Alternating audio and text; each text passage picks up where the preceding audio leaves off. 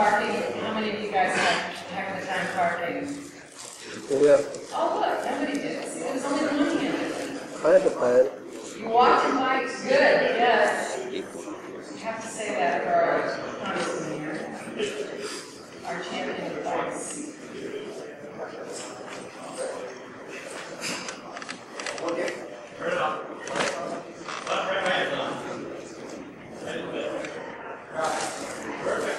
Thank you. It's a voice from above. That's how we have to do this. I want to make sure we're. You want me to do it on? Well, good evening, everybody. Thanks for coming out tonight. I understand there's some traffic problems and some parking problems going on. We appreciate you coming out this evening. This is the final one of our listening sessions around the state. My name is Rob Patridge, and I'm the chair of the Oregon Liquor Control Commission. The Oregon Liquor Control Commission is made up of 5 members. We are all lay members. We have other jobs. We do this as a volunteer service to the state. We don't get paid anything. We do it because we care about Oregon. And each of these commissioners is probably going to spend over 60 days this year because of Measure 91 and the regular work we do working on this issue on behalf of the state of Oregon. As I said, we're organized by congressional district, and we're fortunate tonight to have 3 of the commissioners who are here tonight. I flew up from Medford. I represent the 2nd Congressional District. But tonight we have Commissioner Weatherspoon, recently off of winning Dancing with the Stars. Definitely give her a hand for that. A great charity event that she had. And also Commissioner Michael Harper, who is your representative.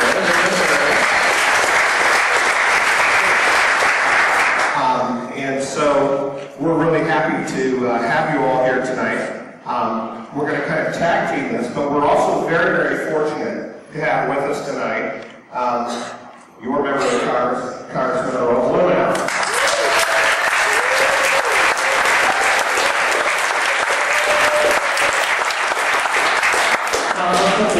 Has been a long time and been a great resource to the OLCC. He's been a long time advocate related to marijuana and the issues surrounding it. And we are really fortunate to have his experience, and your district is fortunate to have his experience. Even though I'm a Republican, I say good things about him. Great. But Earl is here tonight, and he's going to share with you a little bit about his perspective about what's going on in the state, about how that's going to interact with what's going on federally. So give a warm welcome to Congressman Earl Lundell.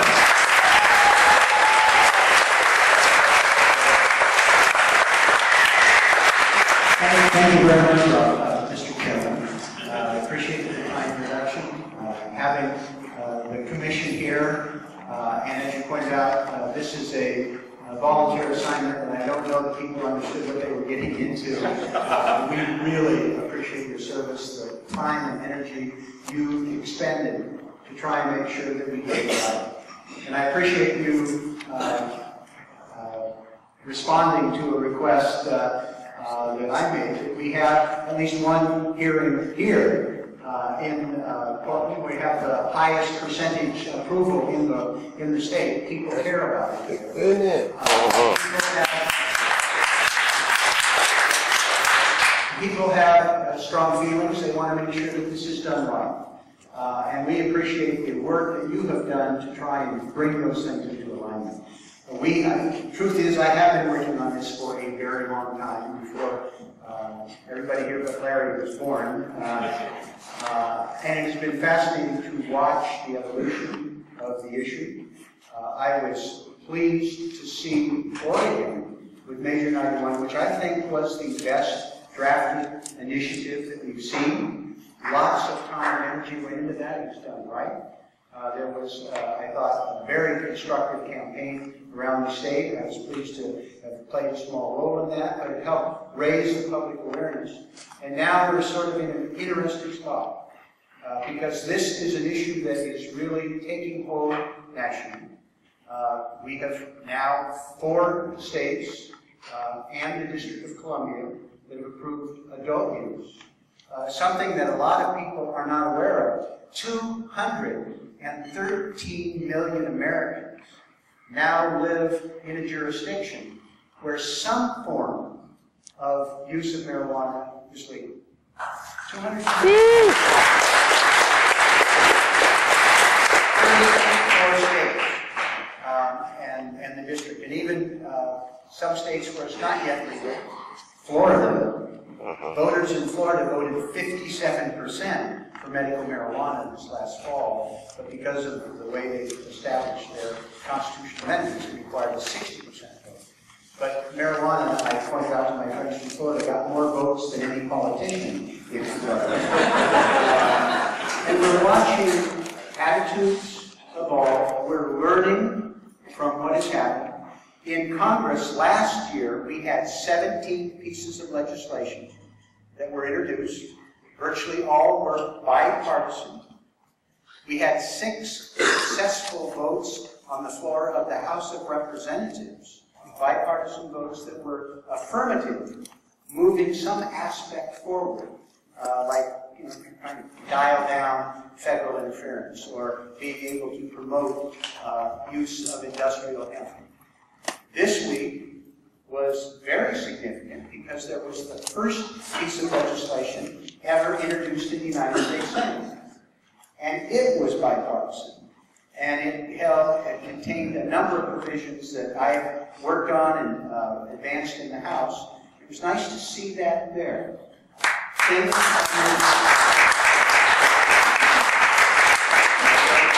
The reason I was here, I wanted to express my deep appreciation for the very thoughtful way the Commission and staff have approached this, is because what we do in Oregon is going to have a profound effect on the nature of this discussion nationally.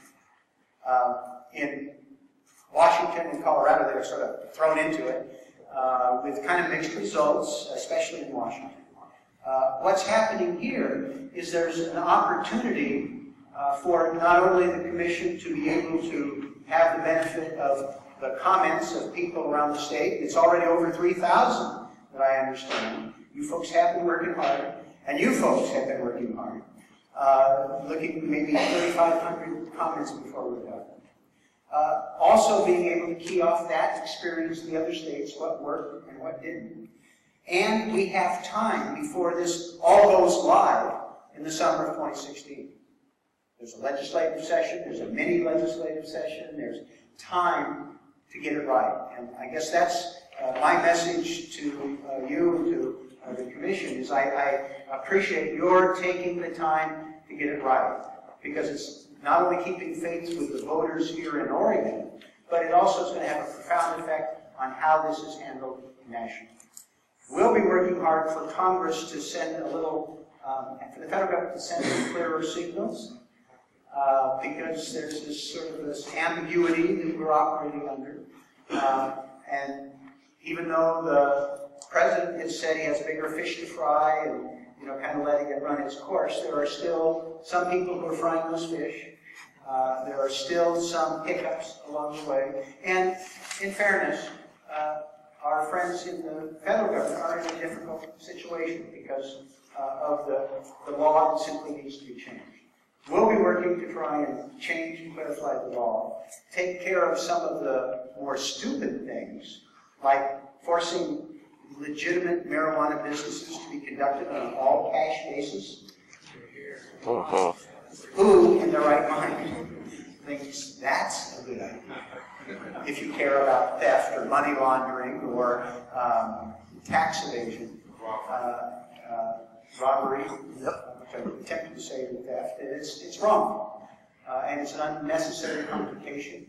We're working hard to change the law so that legal marijuana businesses are given tax equity. And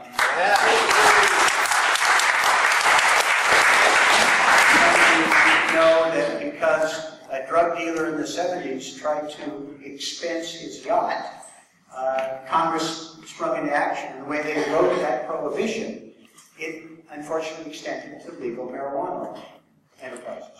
And we're working to change that. I was pleased when I had my first press conference on the bill. I was joined by Grover Norquist, He doesn't necessarily join me on legislation, but he understands and was very articulate that that was wrong. So I am confident that we will make progress on things like this that are mechanical. We'll work for clarification. We will support in any way that we can. And again, please accept my deep appreciation for all this hard work, this care, and consideration. And we look forward to being your partner to get this across the finish line, to make it a success, keeping faith with the voters and the promise of what this measure has accomplished. Thank you very much. Thank you.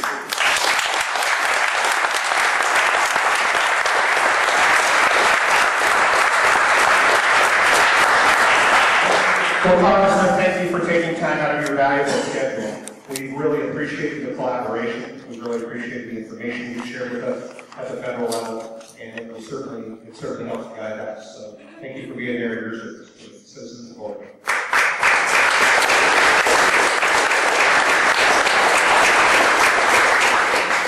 All right. So tonight we're going to talk a little bit about things that the OLCC can control. And that's going to be our main focus tonight.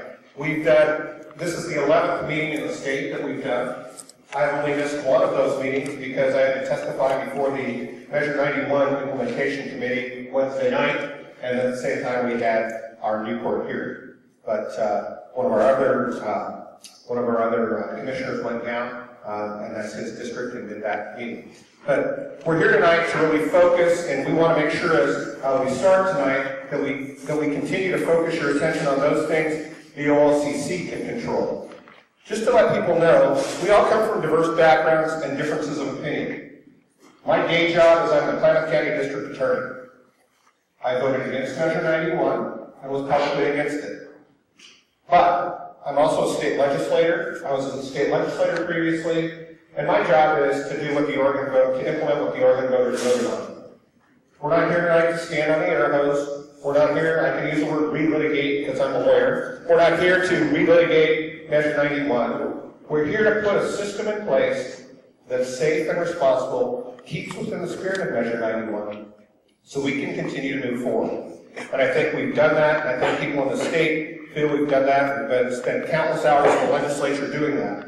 So tonight I don't want you to feel like we're cutting you off if you're bringing up a point that's a legislative fix that needs to happen. We'll note it as a legislative fix, our staff will note it as a legislative fix, but we can't spend a lot of time here doing those things. We're here to listen to those items that OLCC is going to have an impact on. And so I don't want anybody to feel cut off, we don't want anybody to feel like we're treating you rudely. But we are trying to take the time that you all are out here spending to get those things down so that we can make a difference.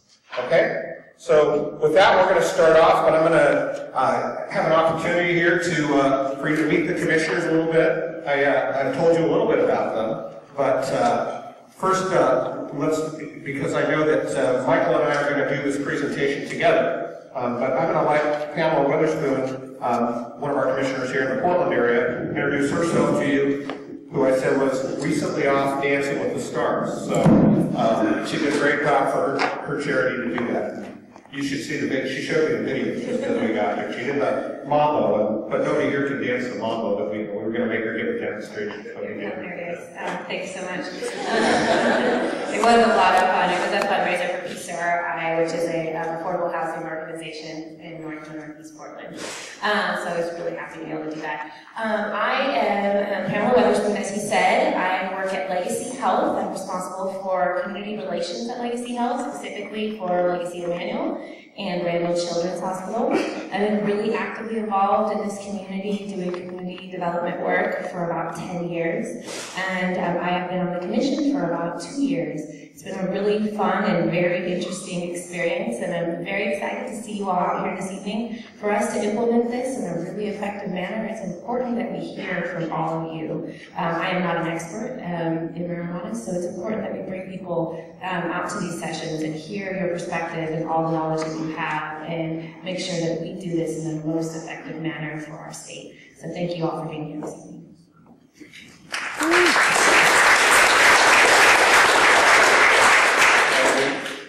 Good evening, I'm Commissioner Michael Harper. I I represent District 5, actually, the Kershraders district. Yes, and I'm also excited to be here, not only because I represent business. I've owned a State Farm Insurance Agency for 25 years, and I do understand the ups and downs of business. Your investment in this enterprise is going to be incredible, but there are some positives and some negatives. And we're here to let you know what they are and let you know that we have a concern and care for what you believe in. I also did not vote for Measure 91, but I am so excited. I had a split household. So I have a 22-year-old daughter that really, really want to make sure that this enterprise is successful. She's one of more work for you. Yeah. But with everybody here in this room today, this will be the most diverse, exciting, and adventurous enterprise I think the state will ever venture into. We all have our opinions, but you have a say in this, and I'm so proud you came. I asked earlier how many people had been to other meetings, and you were so good, you were all honest to raise your hand. Do it one more time so the people around you can see. I think this is the highest percentage we've had of people who are repeats. They have witnessed some really interesting meetings, and I encourage you to talk to the folks that have been there. The first chance at speaking is going to be for the folks who haven't been to the other meetings, because there are a lot of new people here too. But I will say that because this is the last one, because there are so many repeats, when we come to open mic, you guys will let you come up and speak too, okay? So, quickly, how the meeting's going to work. We had you put your dots up there for a reason. There are so many issues that the OLCC is going to have to develop rules around. Their goal is to implement the law that was passed by the voters and that may be tweaked by the legislature, but to develop the rules for how to do that as it pertains to from growing to selling. So that's the area we want to focus on. We really want to give them the input they need. The areas they don't cover are law enforcement, medical marijuana, a number of other things. We will certainly take any issues you have, but try and focus on the things they need to hear about. Other thing I want to say is these have been huge meetings. I mean, repeatedly, big crowds. And by and large, you guys have been excellent, really thoughtful, really civil, kind people. By and large, the audiences are those who are supportive of moving the measure forward. And, but there are folks who come and are likely here who are not interested in that and are concerned. And I want those of you who are here and are concerned to know that this audience will be very respectful, and so feel free to speak as well. And I think that was it. Survey. How many of you guys filled out the survey in advance? So that helped us design these meetings in terms of knowing what people's issues are. And one thing I like to share up front is so that you all know, it didn't matter whether it was law enforcement, growers, dispensary folks, users, it did not matter. The highest issue of concern was protection of children. So there were a lot of commonalities across the board. So with that, back to my telephone. So this guy who pushed his way up to the front is Commissioner Mark Hall. He's a great guy. He did the meeting in Newport. Welcome, Commissioner Hall. Good evening. Explain yourself a little bit about yourself. The other two commissioners do that. Okay. Well, first of all, I apologize for being late. I actually put on the wrong watch that had daylight savings time not. So when I picked up the right watch, it said, okay, I'm late.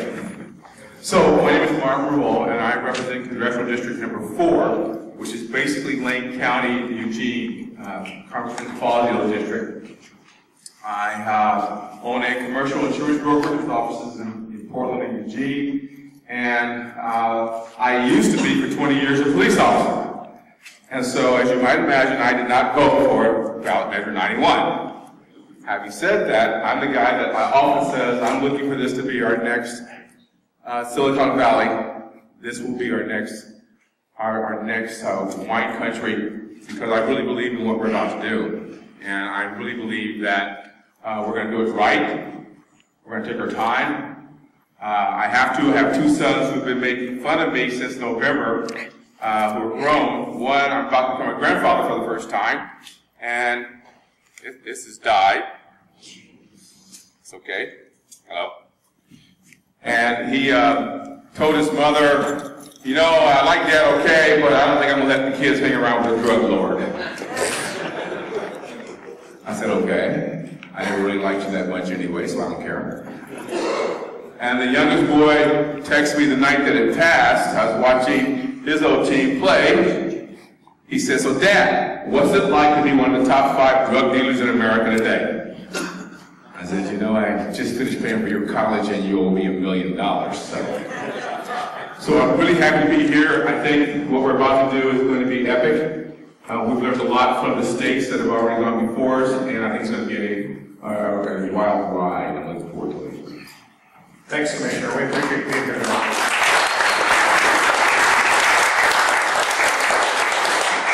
All right, as Gene said, what we like to do in these presentations, and just in all fairness and openness, what we like to do is, we're here to solicit information from you, but we just gave the legislature 52 recommendations related to what needs to be done in order for the OLCC to regulate. But we're here tonight because in every meeting, we come up with new things, we come up with new ideas, and we come up with things, a new way to look at things. So we're here tonight to get those ideas, we're here to ferret those things out. But the first thing we like to do, and the first thing that we found out as we've gone around the state is, we need to give everybody a baseline about Measure 91. Everybody doesn't know what it was, it's a big, huge ballot issue. We want to walk everybody through Measure 91, give you some background. So Commissioner Harper and I are going to walk through this presentation. At the end of the presentation, we're going to have some time for some clarifying questions. The clarifying questions are really just about this presentation, what you understood about this presentation.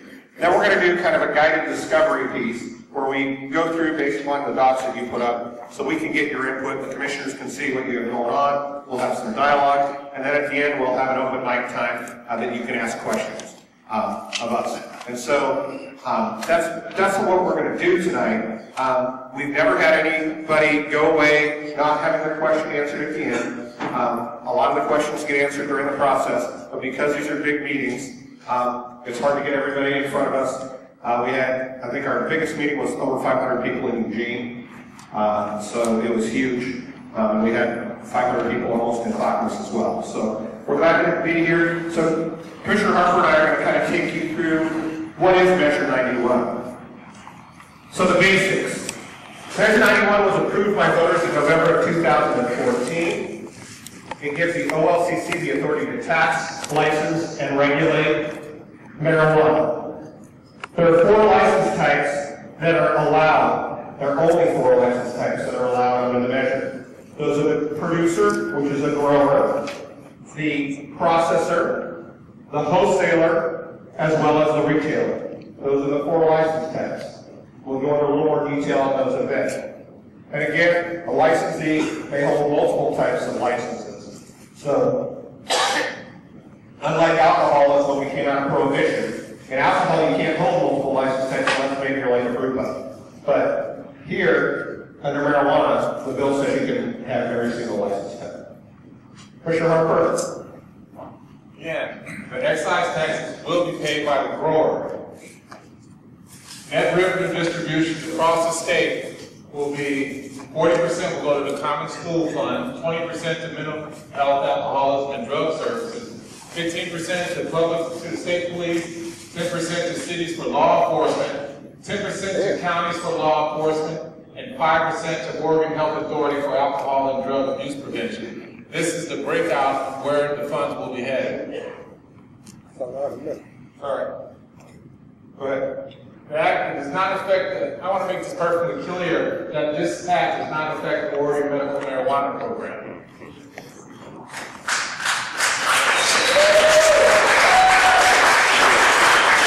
The act does allow home grows up to 4 plants and 8 ounces per residence beginning July 1st, 2015. Right around the corner.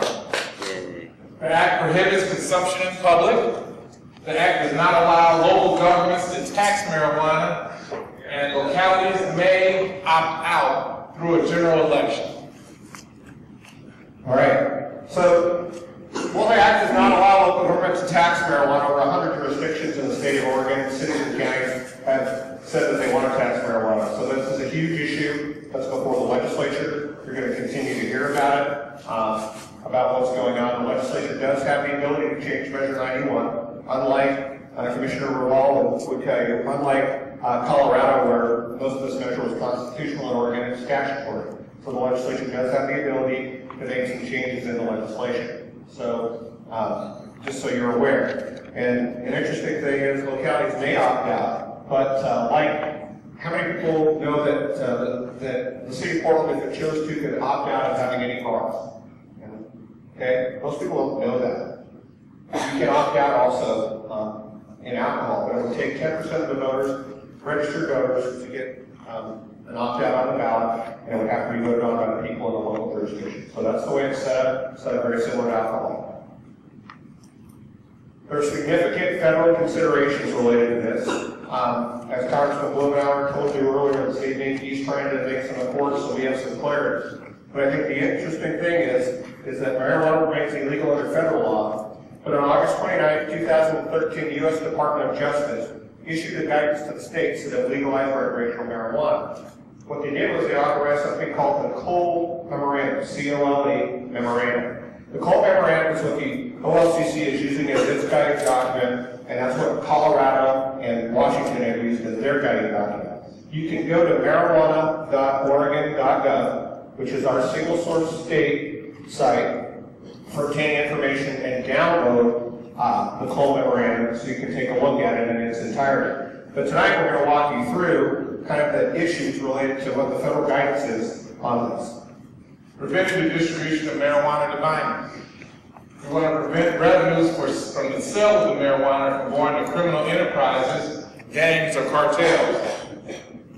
We want to prevent the diversion of marijuana from where it is legal under state law to other states. And we want to prevent state-authorized activities from being used as a cover for illegal activities. We want to prevent violence and the use of firearms in the cultivation and distribution of marijuana. And finally, preventing drug, driving, and other adverse public health consequences associated with marijuana use. And also, we want to prevent growing of marijuana on public lands. One more? Yeah. One more? Yep. And we want to make sure that we prevent marijuana use on public property. So just so everybody understands, we want to put that out there. Realize that while the Cole Memorandum does provide guidance, and I'm an attorney and a district attorney, it does provide guidance to the states. This doesn't have the force of law. Congress didn't pass it, so it can be changed from administration to administration. So they could decide tomorrow that they're going to change their guidance and come after marijuana growers, and that could be it. So we just put that out there as a caveat, not to scare anybody out of the market, but just to be clear so everybody has the same baseline. In order to meet the conditions of the Cole Memorandum, both states, Colorado and Washington, have adopted a seed-to-sale tracking system, which is a robust inventory tracking software in order to ensure that taxes are collected and inventory does not migrate from the legal system to the illegal system. We have done that in Oregon. We put out a request for information earlier in the year, right after the first of the year. We now have a request for proposal up in order to obtain software vendors to put a seed-to-sale tracking system in. We don't feel like the OLCC, on advice of legal counsel, don't feel like we can have a system in Oregon that meets the Cole Memorandum without having a seed-to-sale tracking system. What the seed-to-sale tracking system is it's designed also for more effective audits and again to satisfy the federal guidelines. What we're planning on doing as part of the system is every plant is tracked via code from seedling to final sale to the consumer, and vendors have developed the software. The idea is it's just like an RFID tag when you go to Target or Walmart or whatever. If you walk out with a merchandise that you're not supposed to have, an alarm goes off. In this case, when OLCC needs to come in and audit this room to determine how many marijuana plants are in the room or how much packaged marijuana is in the room, our agents can simply go in, wave a wand, count what's there, and then we can spot check and count what's there or not there. It's efficient for the growers, it's efficient for the retailers, it's efficient for everybody. It's a little bit more cost, but overall we believe that it's going to save cost to the state. We're not sitting there with a barcode scanner taking up hours of somebody's time as we go through and count marijuana license at the warehouse or marijuana at the retail store. So that's why we're doing what we're doing. Let's walk through the license types just a little bit. So the license types are first, go ahead, Commissioner Harper. 4 types. Producers. That's the only license able to cultivate marijuana. They're responsible for the payment of taxes at first point of sale.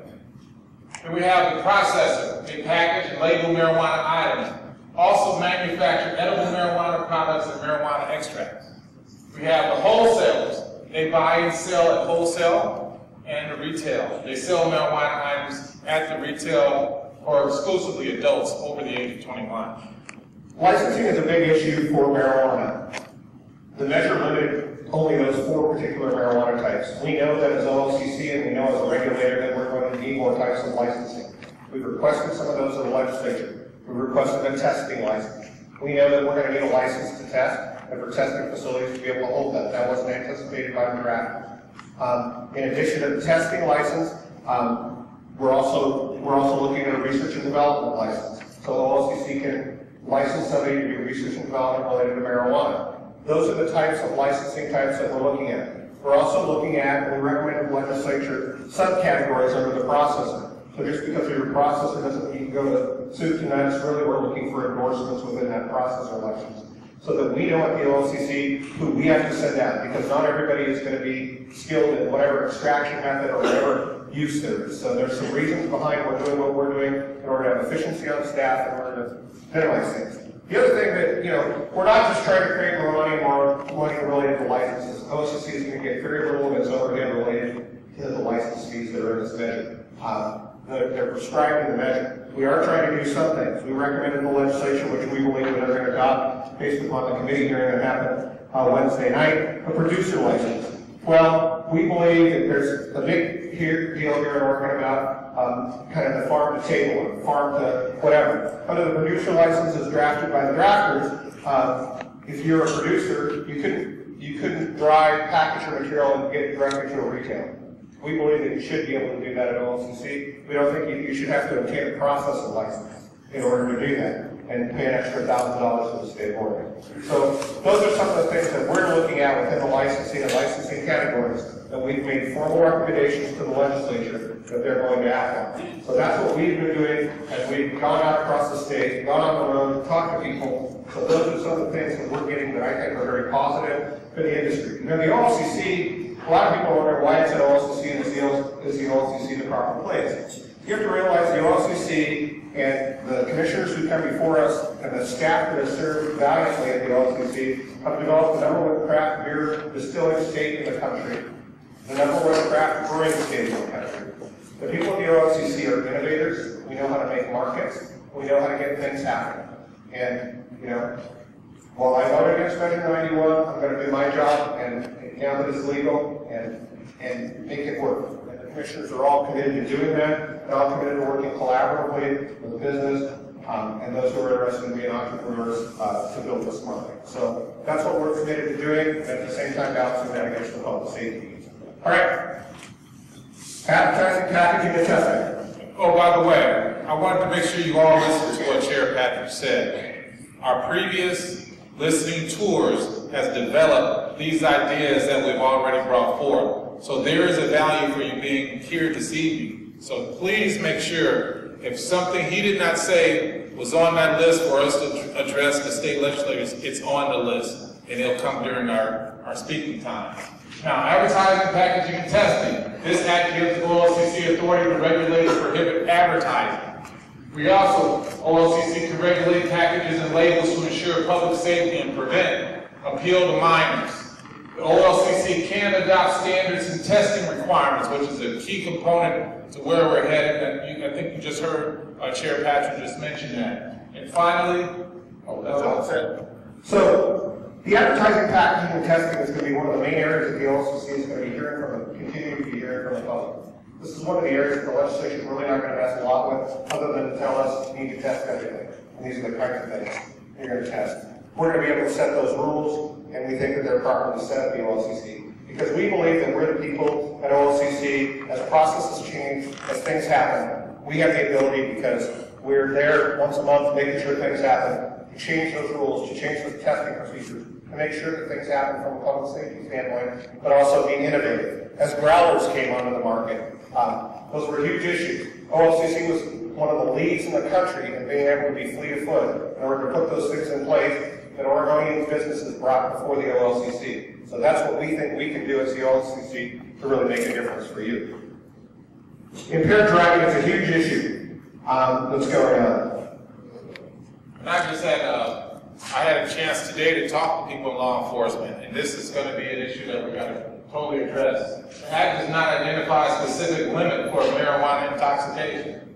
The Act requires OLCC to examine research and to prevent and prepare a report for the legislators, and OLCC will partner with the DOJ Criminal Investigation Division and Oregon State Police for data collection before and after implementation. Oregon has a system in place right now, and as I told you about the DA, the Oregon system has in place a drug recognition expert system that's currently in place right now. We've been asked and we're required in 2017 to submit a report to the Oregon Legislature. We're out working with all these entities to make sure that report is done in a safe and responsible manner. I don't think anybody here, no matter where you're at on the spectrum, wants impacted people driving down the roads. So, the timeline for implementation is going to be key to what's going on. So as you know, January through March of 2015, we've held a series of community meetings throughout the state of Oregon. This is number 11. February through June, the legislature's in session. As a former legislator, I can tell you nobody is safe. There's lots going on in Salem, and we don't know what the rules are going to end up being. There's a lot of hotly debated issues. I spent 2 hours today meeting with the proponents of this measure, going into some changes that they want to see in the measure. You know, as we look at this, even the proponents are saying Measure 91 is not sacrosanct. There are some things that need to happen. When Oregonians signed up on Measure 91 to put this on the ballot, we didn't have the benefit of Colorado and Washington. We didn't have a system that had legalized recreational marijuana. So even the proponents are saying it's not sacrosanct. And we want you to realize that as we're making these recommendations, we're doing so in consultation with a variety of people, but also in compliance with what we need to do legally. In July 1st of 2015, personal possession and home production become legal. So people are going to be able to grow at home. They're going to be able to grow those 4 plants at their house and have up to 8 ounces within their home. But OLCC feels a responsibility, even though we don't have any regulatory authority over July 1st, 2015, legalization on the possession piece and the growing piece at home. We went and asked the legislature for money to put together a public service campaign so we could educate people about what their rights are. You know, part of the big measure, part of some of the issues related to Measure 91 really emerged as a result of violations of people's civil liberties, and that was what the proponents said. The criminalization of marijuana, the unfair criminalization of marijuana is what several of the proponents and the writers of this measure said. We want to make sure that Oregonians know what their rights are. We want clarification on those rights. So that's what part of our campaign is going to be, just to make sure people don't unnecessarily commit a crime. March to October 2015, we are going to engage in a rulemaking process. The rulemaking process is a prescribed process in Oregon, so we've got to have lots of opportunity for public hearing. We've got on our website, we'll talk a little bit about later, some of the things where you can get involved in the rulemaking process.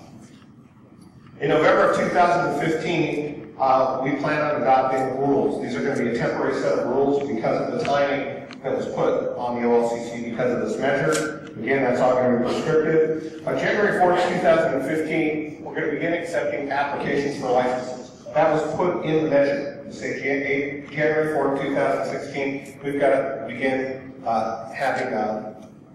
begin accepting licenses. But does that mean that January 4th, 2016, people are going to be able to walk into a retail marijuana store and buy marijuana? No. You guys are in Portland. You watched the nightmare that happened in Washington State related to supply and related to a variety of issues for the way they did it.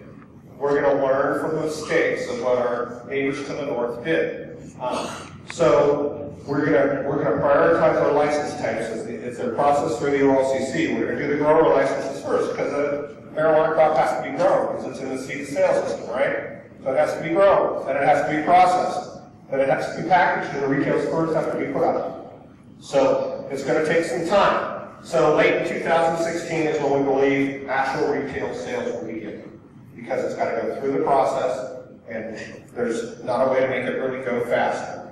All right? Remember, we're asking for public engagement, your opinions, your suggestions. We hope to know, we want you to know that your voice is being heard. We're doing it by going through these listening tours. And by the way, we're doing it because you have an opportunity for us to see how we're doing our job. The biggest place you can find that out at is marijuana.oregon.gov. We'll be going through rulemaking hearings, commission hearings, and the OLCC can only make rules to implement this law as written. Testing, labeling, and some citing requirements, applications, and licensing. But again, the key place to find information is marijuana.oregon.gov. Our data so far is more than 212,000 hits on our website. Pretty cool. I know I'm glad it was say 200,000 hits. 212? I'm sorry, I'm from the south side of Chicago. We say 212,000. You write it out like that. Do you know children have a tough time writing checks today? I'm going to ask you to write a check. They do. You give a child a check, they don't know about it. Email listserv has over 11,000 subscribers. Our community meeting claim surveys had over 16,000 responses in just 1 week, and that's what got us started from this venture in the beginning. We're listening sessions in 11 communities. Our next to last one, Commissioner Revolve just got back from, so we've been to Baker City, a fine place, Pendleton, Roundup, Salem, Eugene, National, Klamath Falls, Beaverton, Clackamas, Newport, and finally Portland. And by far, I can tell you, when you have a congressman come and share with you what's happening at the federal level, by far, this is the best meeting. For information, and nobody should go away saying they don't know, because you heard it. For more information, please go to marijuana.oregon.gov. So as part of what we're going to do in our engagement process, we wanted to have this informal conversation with Oregon. And that's what these listening tours are about having our informal conversation with Oregon. It's your opportunity to talk to us before we write the draft rules. So before we write the draft rules, we don't want to make a bunch of mistakes, and we certainly don't want to take more heat than we need to. So we want to learn from you about what you want in those draft rules, about what we think is reasonable, so we can create those draft rules and then have you engage in this rules process. So we're going to have a rules advisory committee. Every single one of the person in this room is more than welcome to apply. To be on that rules advisory committee will be small. We're going to look for people with expertise in the issues related to Measure 91. It's going to be a balanced committee. There will be kind of 5 from local government. That will include law enforcement, local government, and then we're going to have 5 from growers, processors, testing, kitchens, retail, from the industry. So we're going to have 3 kind of lay members who really don't have an interest in the fight to be involved in what's going on. So we're looking for diversity of regional representation. We're looking for everybody on that committee. This is a business now. We're looking at everybody on that committee. We're going to want to have business now. And in addition to that, we're going to have subject matter subcommittee experts. We're going to have a subcommittee on testing. We're going to have a subcommittee on packaging. We're going to have several subcommittees, but we're going to need people with expertise and a variety of expertise.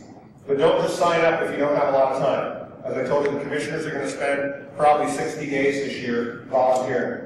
If you don't have the time, don't sign up to be part of the Rules Advisory Committee. These are going to be in-depth, lots of intensity, lots of time commitment. But we would encourage you to be involved. In addition to just being involved in the Rules Advisory Committee, we're going to take some testimony, and you can also do written testimony related to the rules that we're going to be putting in place. So there's lots of places to be heard related to these rules as they get in place. The RAC nominations, if you want to be involved, you can go to, again, marijuana.oregon.gov. But you can send an email to marijuana.oregon.gov describing your interest in areas of expertise. We need it done quickly. by March 15th. And what's today? March. Well, What's today, March? What's today, March what? You know, sometimes we're working on it. we got 3 days, so there's always somebody want to get the application in late. It don't work. It ain't gonna work returning it all. Yes. So the committees will meet at least monthly in the subcommittees, and then the subcommittees are going to be as needed. But it's going to be an intense process, but if you want to be involved, certainly let us know.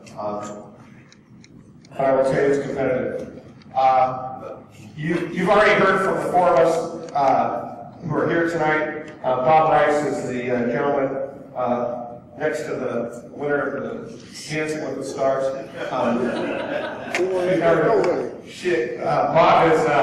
Bob is one of the members of the commission, has to be from the industry that we license. So one of those members has to be currently have an alcohol license. Bob Rice is a member of the National Restaurant Association Board of Directors. He's the longest serving member of the commission.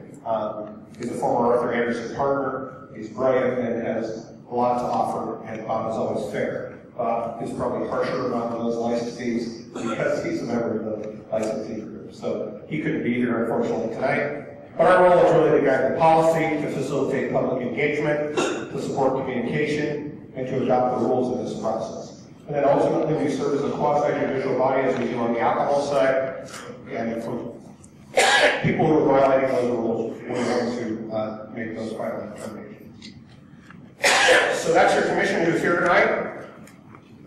So with that, we're going to leave this up because people want to know, and we're trying to push people to marijuana.oregon.gov, our single portal of information to get things done. So at this point in time, we're going to throw the microphone to Gene, because Gene's going to take us through. We're at the clarifying portion. So don't ask us questions about the public. If you don't understand the Measure 91 stuff that we explained here, now's the time to clarify that. And then we're going to go through some of the policy issues, and then ultimately we're going to have an open mic.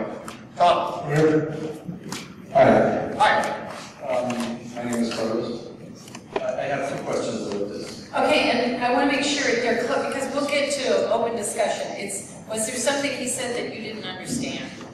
Well, yes and no. My questions are very brief. I want to know if the PowerPoint is available. The PowerPoint is up online at marijuana.oregon.gov. That's a good one, thank you. And my second question is, you mentioned the deadline of the 15th, that's on Sunday. So the way to apply is via email? That is correct. Via email. So if we send it on Sunday, we're good? Yes. Be brief. We've got a lot of them already. That was a perfect It example. is a highly competitive. Thank you. Don't put I love walking in the park. I will. You never know though. Let's take a couple more clarifying questions. Anything else? That was the right back. Right, you want to grab this one, right? This is Nathan, by the way, and that's Tom. They're both with the marijuana program. Go ahead. Yes, I was wondering, you were talking about public consumption. Are you considering providing a spot for consumption? That would be a legislative issue. The legislature would have to change it. We would have to change the measure, which is the statute. So the OLCC could not designate a public spot. And that really gets to something we might want to cover in the discussion. So, any more clarifying questions? Tom's got one. Okay. My question is, Orange Lieber, I wanted to know whether the commission was clear that the Cole memorandum was providing guidance to United States attorneys and not to the states, and that the United States attorneys were given guidance on when to use the enforcement power of the Controlled Substances Act, and that no United States attorney for the District of Oregon, since the Medical Marijuana Act was passed, has arrested or prosecuted anybody who's complying with state law. We are aware of that. Thank you. Okay, so you guys, you are welcome to clap. I encourage you to keep it short because we've got a lot of ground to cover. So shall we jump into, you have one more, Nathan? Okay, one more. Chair Matthews, Commissioners, thanks for having this meeting. You mentioned that the measure gives the power to the OLCC to regulate and or prohibit advertising. Could you go into detail about, is that time, manner, place, style, location, time? What would that be? Well, what we've told everybody is that there's an overlay of the Oregon Constitution. But we do have, by the way that the voters passed the act, the ability to limit the advertising. But that still has to fall within the Oregon Constitution. We are going down that path currently. There are several people at several of these sessions who talked about whether that should be like alcohol or whether it should be like tobacco. We're not even sure that some of those things that are restricted to alcohol and tobacco, because the First Amendment in Oregon is interpreted much more liberally than the federal Constitution. We can even make some of those restrictions. So we have to talk to the legal counsel, we're going to talk to the industry, and we're going to try and come up with a set of rules that work, that provide right line guidance to licensees so that they're not violating what those things are. And that's probably a good transition question into the subject areas. So why don't we pop into those? So I think Rob has done a good job of being transparent that they've already started that process necessarily of making recommendations to the legislature. As we go through these questions, there are some things that they've already made some recommendations on. A question came up last night in Newport that was fair and was good opportunity for clarification. They're saying, why have you made recommendations to the legislature? What's the point of our meeting? So just a reminder, what you're doing is advising these guys on the rules that they make that will come out of the legislature. So the law will be passed, they still have to develop the rules. So you guys have a lot of power yet, and they have been very responsive. It's not going to always be what groups have asked for, but they've already done some stuff. Yeah, just so everybody's clear, I mean, we were asked by the legislature to put forth a list of recommendations as to what we've passed. Currently, they've got to move on what they've got, because they've got a limited time to be in Salem, and we've got to get that moving so we can start looking at rules and start getting things drafted and in place. Nothing's set in stone, nobody's voted on anything yet. And so the door is open, and I would tell you that it's moving minute by minute at this point in time. I spent the last 3 days in the Capitol, and I would tell you there's still a variety of diverse opinions going on down there, and trying to figure out what's going on is difficult. And being asked what we're hearing on the road is one of the biggest things that we're being asked as we visit legislative offices around the state. So now, you guys, those red, green, and yellow sheets you've got, this is where they come into play, and I hope it's intuitive. I'm going to ask you a question. They're yes-no questions, and they're the questions you guys put dots on back there. And you're going to raise, and please raise it high and hold it for a minute, because Amanda, who is also with the marijuana program back there, who greeted you when you came in, is one of the policy folks with OLCC. She's going to try and get a sense of what the room is. So you have to hold it there long enough for her to get that. And then Tom and Nathan are going to come around, and we're going to get some feedback on why you feel, why you agree or disagree or have questions. So red is no, you don't agree. Green is yes, and yellow is, I'm not so sure, and here's why. Okay? So let's jump in. So the big area for this group, and it's different at every night, is on licenses and retail outlets. So let's start with the first, which is, should there be restrictions on where marijuana-related businesses can operate? Yes, green, no, red. So mixed, we got mixed here. So patches of red and patches of green. This is interesting. We're trying to get a good idea. And yellow. So should there be restrictions on where they can so you could have a barrel couple up here. And this is a recreational. So Tom, do you have somebody that would like to speak? And tell us your color. I'm yellow. My name is Scott. I actually moved here recently from Washington State, so I'm fairly involved. My wife and I were I-502. We worked on some projects up there. So in regards to where they should be, they had a 1,000-foot rule, which is now in place. So I am kind of in the middle, because yes, I believe, like a 1,000-foot rule for the school is actually a good rule, but then, it gets a little bit carried away depending on the city or the area. They stay 1,000 feet from the school, 1,000 feet from the playground, 1,000 feet from daycare, and so on and so on. So at some point it gets ridiculous, where it's kind of like just set up that way to prevent that type of business from opening in that area. So it's a good idea in principle, but you're concerned about how broadly it might be applied. Absolutely. Like for just a real quick example, just for what the rule is in Washington State, you have areas that would say, all right, it's fine, we'll allow I-502 shop to be in this area, but then they go ahead and they find out that the business is going to, be in an area that they didn't want them, and they built a playground across the way so that blocked them out. So, what's stopping different, cities that aren't favorable to the 91 to actually do the same thing in that area? So maybe let's ask a clarifying question as well, too. So, how many people? Okay, so this was one of the questions that that got raised in the legislature. So, let me define school for you first. So, what we define school as, and what's defined as under the Oregon Medical Marijuana Program, is those K through 12 institutions that people would be required to go to. So, the compulsory kind of schools, whether those be public or private schools, people are required to be in K through 12 education. Okay, so that's what school means. So how many people think that there should be a restriction? So how many people think we should have a restriction locating within 1,000 feet of a school? So they can't be within 1,000 feet of a school. Okay, so mix, but less yellows and fewer greens. Okay. I got red is no restriction within 1,000 feet of school. Green is restriction within 1,000 feet. Okay, so now let's have a follow-up question to that. How many people think that marijuana retailers should be 1,000 feet from each other? Green, yes. You think they should be 1,000 feet from each other? Red, no. Yellow, maybe. That's a lot more reds. Okay, so that's a lot more red. Okay? So those are just interesting questions that we ferret out. Okay. Nathan, you had another person. Okay, go ahead. Yeah, my name's Barry Coleman. Talk right into it. Okay.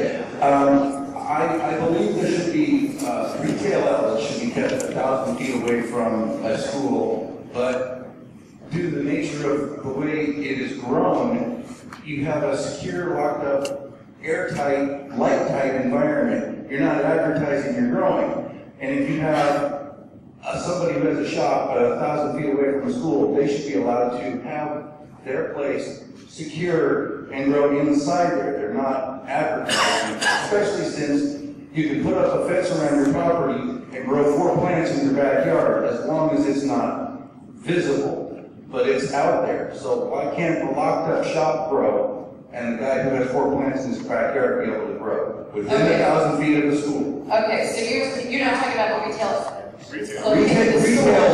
Retail should be for, yeah, the growers, the license type should dictate whether you can be within 1,000 feet.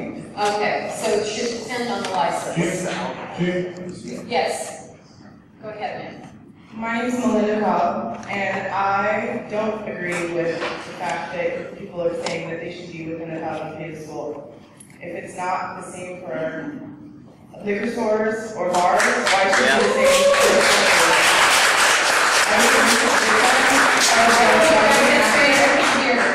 I was a recent victim of a horrible drunk driving accident, and my whole life of injuries and everything would not have happened if it was somebody who smoked marijuana. Okay. All right. So there was a question up front too, and if you brought that, people have asked us every time we're out there, is there a restriction on alcohol? It's not. Okay. Okay. All right, let's move to the next question. Okay, we've got a lot of ground to cover. So this is an example of one that OLCC has had to provide some advice on. And it is, should retail outlets be co-located with medical marijuana dispensaries? Yes or no? Red, yes. Green, no. What? Red, you're confusing people. Come on. Green, yes. Red, no. No. Okay, so should they be allowed to co-locate? So this is pretty mixed. Some groups it's been across the board green, some it's more mixed like you guys. A lot of green though, that they should be allowed. Let's grab one of the greens. And then I'd like, because Rob, as he pointed out, talked about seed to sale, let Rob kind of talk about the recommendation they've made so far. Oh, there's a green to your left. Not that one, sorry. Oh, he's spoken before, that's why you're here. We do want to have different people speak. So if you've spoken once, we're going to go to some. My concern is we've been searching for a retail location for a long time. It's very difficult. When you look at the school locator map online, you know, everything is cut out. When you do find a location that is commercially zoned and all the stars align, then you talk to the owner and he's like, no, I don't want it here. And so my concern is that if we make it too restrictive and if we don't combine the medical and the recreational, we're going to have an issue where we're going to have a whole lot of product and no place to sell it. It's going to be the opposite situation that Washington had. So I think we just need to be, cognizant of that issue, that it is really becoming very, very challenging. Oregon City, Wilsonville, Lake Oswego they have policies in place now where they will not issue a business license if your business violates federal law. So forget voting. They don't have to have a vote of the people in their district. You're not going to be in any of the suburban areas. Walton's out. Very, very difficult. Okay. All right. I want Rob to take a second here because they have made a recommendation on this one to the legislature. Yeah. The OLCC has made a recommendation to the legislature, and we've taken the position that we will not allow the co-location of licensees. The reason we've done that is because it's not, we've showed you the coal memorandum and we've told you tonight that there has to be a seed-to-sale tracking system is what we believe. We believe because of what's going on, we can't have growers at the same site, we can't have retail locations at the same site, because we're trying to set up a system that's a model system. And if we have both at the same place, we think we run afoul of those things, and that's what we talked to council about. So that's why OLCC is taking the position it has. You know, you may or may not agree or disagree with that. Certainly, we've had many conversations with legislators around the state related to this issue. So I have a different question for you, maybe, as we deal with this. So how many people think if marijuana goes through a seed, so we have the option potentially at OLCC to let licensees sell medical marijuana at a retail dispensary. So it looked like generally people were in favor of that. But how many people would be in favor of that if it was, how many people would be okay with medical marijuana being tracked for a seed sale system if those people opted in, the growers opted in? If growers opted in, they could be in a seed sale system. So Rob, what you're saying is this would be an optional, that they could choose to do that? Yeah, if growers chose to do that, they could do it. Yeah, okay. It would be growers' choice. So that's it. So that's an option that's being, want to grab a couple? Being out there. So. Okay, and you were green? I'm green. Yeah. Okay. Worried if you don't try to regulate it in that way, that there will be a ton of medical marijuana, a ton of actual marijuana that's not regulated whatsoever. You have to hold that. Sorry, you can't talk with that. And the medical marijuana is not going to be regulated whatsoever, so you guys aren't going to be able to look after it whatsoever if you don't allow the sale at recreation. Not sure I followed that one. So you have all the medical marijuana growers that are growing marijuana, and it's not regulated whatsoever. You guys don't let it be sold at a recreational facility. Okay, so you're saying yes, that provision to allow the grower to opt into the seed to sale for the medical marijuana would make sense. Yes. Okay. All right. Thank you. Sorry. Go ahead, sir. My name is Reno. So I'm both And you were red? I was green and red. Green and red. Okay. How about both of them? So I did. So first I have a question, and that is, can you explain how the medical marijuana program has been allowed to exist in so many states without a seed-to-sale program, and essentially without complying with the directives of the Cole memo, because all of that pre-existed in Cole memo? My concern about merging the medical with the recreational is essentially, in a sense, it amounts to a government taking, because the companies and individuals that have invested time and effort and money in developing the medical program now have to undertake a whole new level of regulation, expense, time, trouble, learning, to now comply with the new system. It's, in a sense, making them invent their businesses twice. So the two-part question, so to answer part one, the Cole memorandum is really about recreational marijuana. It's not about medical.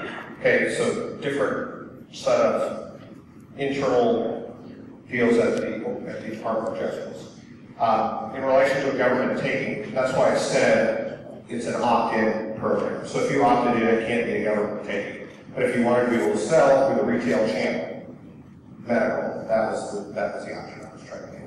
Because that's certainly what's being talked about in a lot of corners of the Capitol. And I'm trying to be, obviously things are told to me in confidence as well, but we're trying to be fully transparent about what's going on at the Capitol. There's certainly a lot of conversation related to this issue. And whether we should have a license and be able to have medical marijuana and recreational marijuana sold at the same location as what we call trial. And I think there's a strong interest in that, frankly, in the Capitol. So. Gene? Yes. Gene, repeat offender here. Okay. Now you remember that we're not supposed to have repeat talkers. I had a clarifying question. Rob, if I'm growing with a 91 license, why shouldn't I be able to take care of patients as well? And if I'm taking care of patients as well and complying with the Medical Marijuana Act, why couldn't I distribute to a co-licensed dispensary? Why should you be able to have both? Is that what you're asking? No, I'm asking if I'm cultivating, if I have a 91 license, and I'm cultivating and I want to also care for patients, which is what growers under the medical marijuana program do. They cultivate for patients. And I'm complying with the Medical Marijuana Act with those limits and everything, and I'm complying with 91, why shouldn't I be able to distribute to a co-licensed retail outlet? That's the part that's confusing to me. Well, what we're saying is we don't believe it can be co-located at the same location to have unregulated grows, which is what it is. It's unregulated grows except for cart stacking in Oregon. Except for cart stacking, there's no regulation about the amount, what's being tracked in the system. We feel like it has to be tracked in the system. That's what we would advise by council. That's why I was asking the Senator part of the question. I don't want to spend a lot of time here. Okay, let's take a couple more and then go from there. Can you clarify, you said not co-located for retail, but also you're not going to allow co-location for growers or production facilities. So if I have a production facility, I would not be allowed to run products for the recreational market and run medical products. Correct. Unless you did the seed to sale for the entire thing. Unless you did the seed to sale for the entire system, we would not co-locate you. Okay, so for example, I'm an extraction company, and I have patients I've been serving for a long time creating extractions for them. If I wanted to also work in the recreational market, I would have to have 2 different facilities in order to do that under the recommendations you've given to the legislative. Correct. Okay. I get it. If your medical growers opted into a medical, that's why I left it open. If your medical growers opted into a seed to sale tracking kind of system, then you could do both at one facility. But they would all have to be, and I couldn't have other patients that maybe I don't vote for, but they say, hey, I can't produce this extract, can I give you my product and produce that extract strictly on the medical side, and I'm not even going to be giving it to a dispensary, I give it back to them. So this is kind of some of the, how would we clarify these 2 fields, and how do we keep track? Because I know there are a lot of people that are trying to plan for businesses, but not wanting to also mean that their patients that they've been serving for a long time are suddenly left out in the cold if they're going to actually use this knowledge that they've created to also now operate a legal recreational business. Okay. I've been very actively involved in the medical community for a long time. And the problem with going seed to sale is you're going to take all of these medical patients who the majority are on a fixed income right now. They're not going to be able to afford the cost for their medicine if you do take it to a seed to sale. And that's going to be the biggest problem for them. And that's the problem that I hear in the community right now with all of these people. And it's not fair to those people that depend on that. You know, you're looking at it to generate tax revenue, to make money for the community, but you're not looking at the people that it really does help. And that's a big issue in our community. We're not saying we're taxing the medical side of things. They want to come under a seed to sale practice. So you're not, because there's no way to avoid that the price is going to increase. There is no way to avoid that. You are going to tax, the growers are still going to get taxed at that. It's going to get taxed, maybe not at the same level, but it is going to get taxed. And right now, I have patients right now, you know, I give away so much medicine for free every month to people that get screwed by their growers, that can't afford to go out and buy medicine. I had a guy approach me off of Craigslist recently, told me he is in desperate need. He's a veteran and he was injured in the war. And he can't afford his medicine. Could I help him out? He promises someday he'll return the favor. Now, how do you take someone like that who right now can't even afford to get his meds right now, and you want to take and increase the prices so that the state can make their tax money, which I agree on the recreational side, but you need to look at the medical side a lot more than you people are, because right now you're going to affect a lot of people that really need it, not recreationally, that need it medically. Thank you. There's a clarification here, you guys, that what he's talking about is a recommendation about recreational marijuana, and that if it were to blend with medical marijuana, that's what they would ask for. It's not legislated yet, and you can talk to your legislator, Earl, if you're here. No, what am I saying? State legislator. You can talk to your state legislator, but also remember that they're not affecting the marijuana. Because the medical marijuana system is in place as it currently is. They are not asking all I was for that. thinking was an option potentially to have more accessibility to medical patients through the OLCC license. Okay, so we're going to go to the next question now, you guys. No, I'm sorry. It's not fair to the other people who haven't had a chance to talk. The comment that he just made that needs to be addressed. He said that medical marijuana isn't being affected. Yes, it is, because all the dispensaries right now are medical only. Once you change the laws, they're not going to be medical only. So yes, you are affecting the medical community, so you can't make that statement. Well, I guess let's move to the next question. So we're going to move to the next question now, you guys. And I get, you guys, we could cover this one all night, and there are so many questions. We're going to have an open mic session soon, and you are welcome to bring this issue back, and I expect you will, because we know it's a tough one. So the next one is, should workers at marijuana-related businesses be licensed as they are for alcohol businesses? Should workers, so green, yes, they should be licensed as they are for alcohol businesses, or red? I see a lot of red over here, more greens here, more reds and yellows and some greens, more mixed here. So Nathan, grab one of the folks. How about right there? The couple. She says no, she doesn't want to. This gentleman does. So yes. Go ahead. Can you repeat the question again? Okay. So should workers at marijuana-related businesses be licensed as they are for alcohol businesses? Retail. And this is recreational retail, not, so, and it's about education, you know, like a food handler's permit kind of thing. Go ahead. I would really enjoy to have somebody that's educated to serve me as a bartender, who knows the product and knows what they're serving and is educated.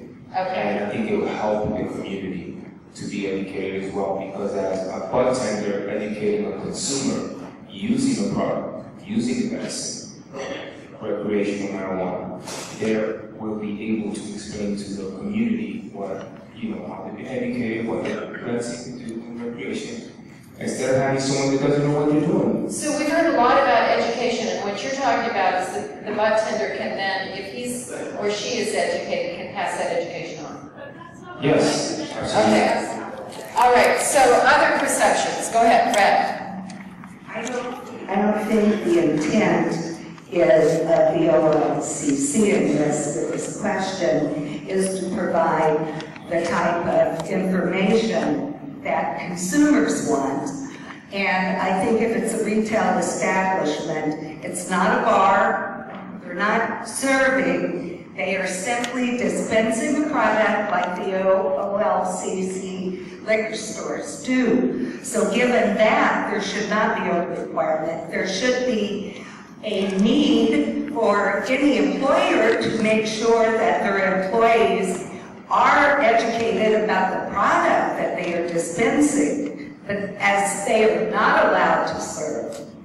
And I've heard no mention of anything that will give them or any other entity the right to actually serve the product, then there should be no license. So the education should be the responsibility of the shop owner?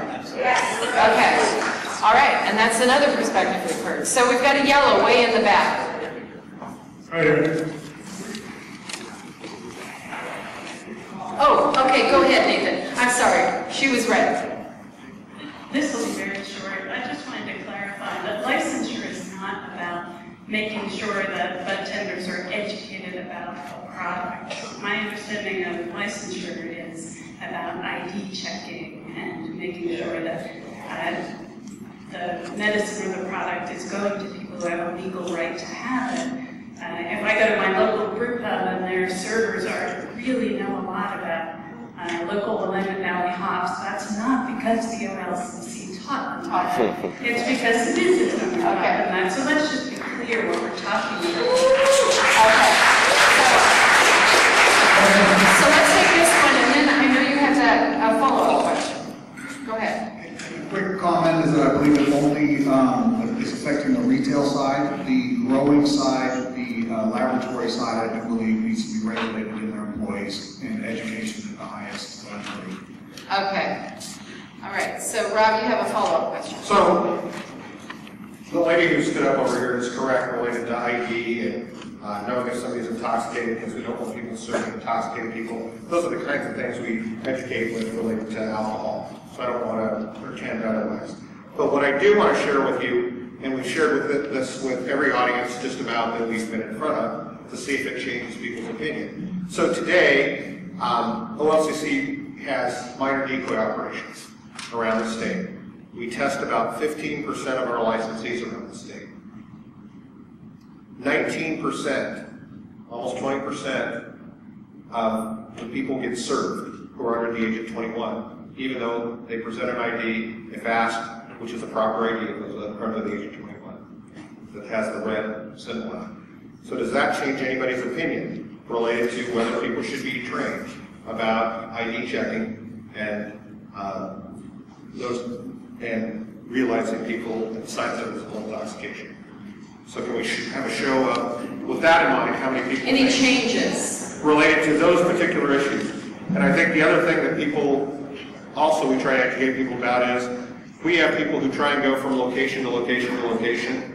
With a license, we have the ability to stop them from going on to the next employer or the next business. So those are the reasons why we have some of those things in effect. So I'm just interested to see. So raise your hand, just raise yours if that changes your mind. Is it a clarifying question? Yeah, okay. Now, OLCC also does those sting things where they take and, go out and have people buy alcohol.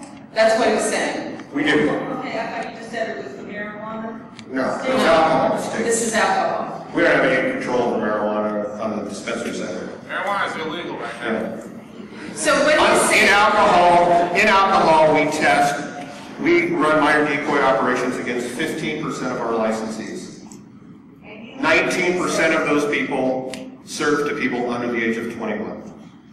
So the question is, knowing that people do either out of ignorance or carelessness, served to folks underage? Should there be license? Before you do that, let's just get, he wants an answer. So green, I just want to see. So he wants to know so whether green, if that. now you think that they should have licenses, red, no, yellow, maybe. Okay. Okay, so this gentleman, other folks haven't spoken yet. Go ahead. So with the licensing regulated for the retailers, is that going to be like more of like a background check and limiting who can and can't work there? Because there's a lot of people in this community that have been arrested or have issues in the past because it is illegal. So is that going to stop a lot of people from working in that industry that were banned from before? So good question. So the question is around whether folks who have a history with with a marijuana crime at that point. And what I would tell you is in all licenses, I would tell you that in all licenses that we, not just this one, but any of the licenses of the 4 that are currently approved, it's contemplated that we're going to do some kind of background check. But I certainly feel like, and we have gotten some clear direction related to the fact that, individuals who may or may not have been involved in this business but may have a criminal history, we're certainly trying to figure out how we thread that needle. So people refer to those people as the marijuana pioneers. So someone who hasn't spoken. Right here. Okay. If the concern is identification verification, why would it be any different from an OLCC card that a bar would have? Why would the training be any different than just the recognizing differences in an identification? When you're trying to keep people from working in the industry, that's like firing a bartender and saying they can't go work at a bar down the road. I don't understand that. Bartenders at OLCC, if they violate the rules and serve to somebody at the age of 21, they lose their ability to serve alcohol because they have to, because the bar they have to be properly licensed. That's what we're talking about, is the same type of thing in marijuana, whether we should or shouldn't have that. So that's what we're dealing with, is people have to be diligent if we're trying to protect people under the age of 21. Okay? I think we've got lots to go. Yeah. So. Yeah, we're going to go on. One of the things that we're worried about, actually, as a commission is that this is a new product for a lot of people who've never used marijuana. We're concerned, based on when I went to Colorado, if all you're going to do is sell something and not know what it's going to do to the person you're selling it to, that's a disservice. So I personally worry about that. No, we're not having services in bars or smoking units, but we need to educate the entire state of Oregon what's about to happen, and so we're going to need help. That's why we're asking these kind of questions. It has nothing to do with the medical side. This is the recreational, new customers coming in, because it's going to be a new business. That's why we're asking these kind of questions. We need to know. Thank you. So we're going to move to the next question, the next area, and this is growing. And again, the growers category got a whole lot of attention. And when you folks came in, I talked to several of you, and this was one of the first things you talked about. So the question is, should there be limits on the size? And that can be number of plants or canopy, and we've heard both. But should there be a limit on the size of commercial marijuana grow operations? Green, yes. Red, no. A lot more reds here than in a lot of the places we go. So a lot more. So let's hear about why. Why shouldn't there be? I feel like that commercial is different than medical. Okay. So if I've got 360 acres, a section in Southern Oregon, why shouldn't I be able to cultivate that? If I meet all other requirements, seed, to store, everything else, why should there be one? Okay. Okay. All right. Go ahead, Nathan.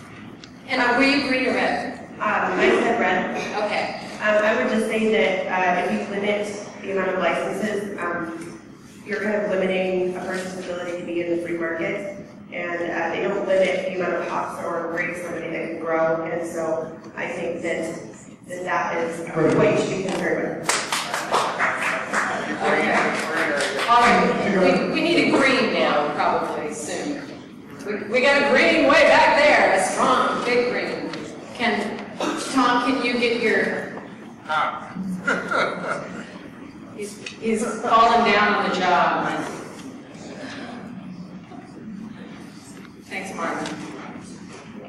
What about flooding the market? Back to your comment, having 280 acres down south. You'll flood the market. We don't know what the market is right now. We have a limitation on spaces, as she's mentioned. So there's going to be a run on spaces. It's going to be much more expensive to get one. If you don't have a limitation, someone down there with 900 acres is going to flood the market. Okay. So what can you do once the market's flooded? It's happened in Washington. Dispensaries aren't able to sell marijuana. Yeah, you drive the price down, but only in the state. If you're allowed to ship it out, but you're not federally, that's a different story. Thank you. Okay. All right. How about a yellow? Who had a yellow? Way back there, Nathan. Way back in the back. There's a woman with a yellow.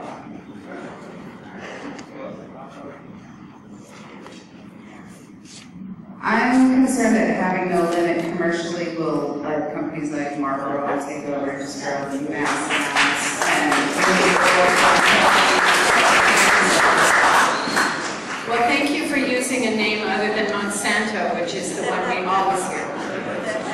So no, seriously, I mean, you just hit what a lot of places where we see green go up, it's concerned about. So let's ask the other question that we asked. Yeah, okay, go. So how many people think that there should be a residency requirement? Green, yes. Red, no. Yellow, maybe. Okay. Mostly green. Mostly green. Okay. So let us share a fact with you as we've gone around the state. So when we were in Eugene, we asked the same question. How many people think we should limit the size of the grow? The entire room, absent a few people, was green. We should limit the size of the grow. Then the second question we asked was the question we just asked you. How many people think there should be a residency requirement? And the whole room was pretty much green. But then we changed the question, so I'm going to change that for you. So the question is, if there's a residency requirement, should you limit the size of the grow? Let's see what your answer was. Should there be a limit on the If size of there's the a grow? residency requirement, should there be a limit? Wow, there's more green. Oh, now there's more over green. here, it's red. Okay. No, it's like... This is an interesting audience. Very interesting. This is a very interesting audience because it's very opposite of what we saw in a couple other places. Trying to get people weapons. You got a second? He changed his mind. Okay, now he changed again. Go for it. I was green on red. I look at it, based on my man back there, I agree, supply and demand. But if we were to grow hundreds of acres, I mean, it's a business. So, we have multiple coffees, we have multiple breweries, we have multiple distilleries. So, I mean, if you understand your market, you'll grow to accommodate the market. If you go pretty extreme and produce many acres, you take that chance, right? And it may or may not work for you. So I think if it is a residential situation, we live in a city that we can have multiple businesses in the same market, and they all seem to do pretty well, knowing what they can and cannot supply. Okay. Okay, let's do one more. Have you spoken yet? Did you speak yet? Did you speak yet? I just have a really quick. Oh, I'm sorry, Nathan's got one. I just have a clarifying question. When you say the residential, requirement, is it the owner or is it just the person in charge? Because a lot of the realtors that I've been talking to, they've been getting tons of calls from people from Colorado. So they're going to own it, and they're going to be out of state, but they're going to have a person in charge live in Oregon.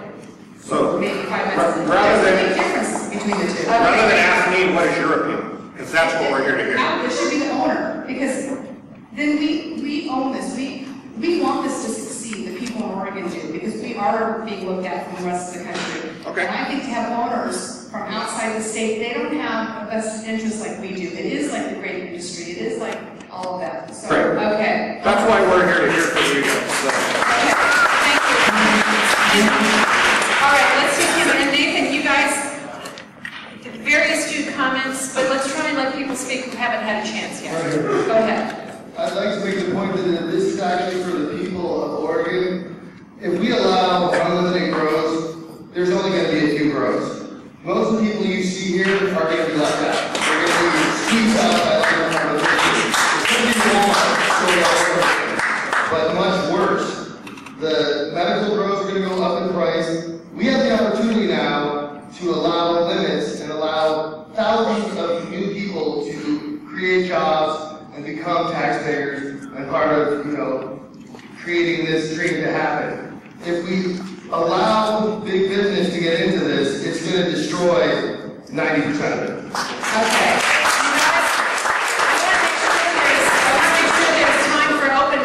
We've got a lot more questions, so Nathan says one more. So one more, and then we're going to move to another question.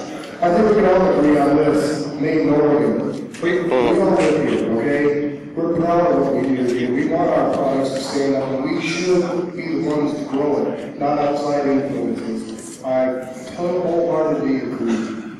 Yeah. Okay, you guys, thank you. I'm going to ask a few questions, and we're not going to do follow-up. We want to see where you guys stand on it. So this is the speed round. Everybody ready for the speed round? So testing. Now you already heard that there's been some recommendations made, but should OLCC require testing of recreational marijuana for things such as potency, pesticides, and molds? Okay. We actually have a couple of reds, but other than that, it looks like it's all green. Okay, next question, you guys.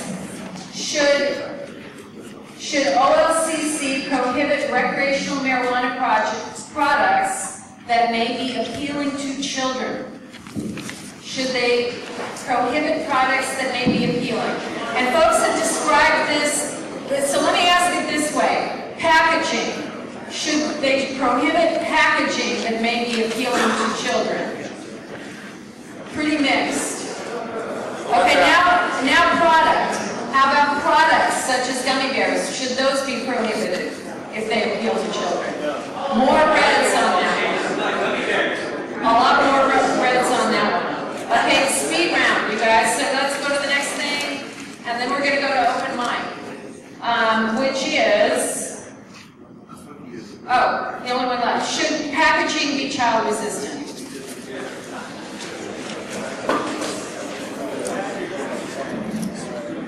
All right, thanks. So we're going to do the open mic part of what we've got going tonight. So we've got two mics. If you want to line up behind the mic, if you want to ask a question, we're here. If you want to make a statement, we're here.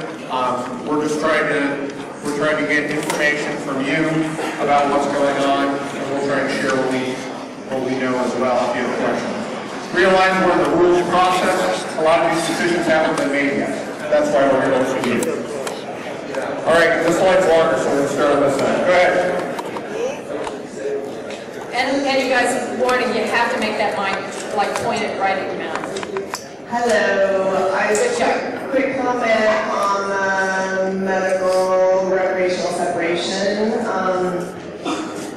Just want to shout out here for advocating for growers and processors to be able to do both, because they should be, they're the experts at that, but for medical and for recreational to really distinguish itself from medical dispensary level, I really sympathize with the difficulty of finding real estate, but we should not present a face of, craft brewing. We should not be encouraging people to get medicine at a craft brewery.